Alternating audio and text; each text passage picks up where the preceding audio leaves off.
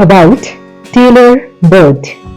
Tailor bird is a unique bird that knows how to stitch. It derives its name from its exceptional talent of sewing. It lives in deciduous forests, scrub lands, mangroves, open woodlands, and gardens. It is found in tropical Asia. It is a small-sized bird with a long tail. It looks greenish, yellow, or reddish brown in color.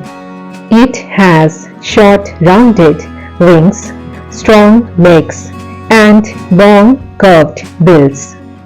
It uses its sharp beak to make its nest by stitching together two leaves. Its tail is typically held upright. It lays its eggs in the fold of the leaf. Hope you find the video useful.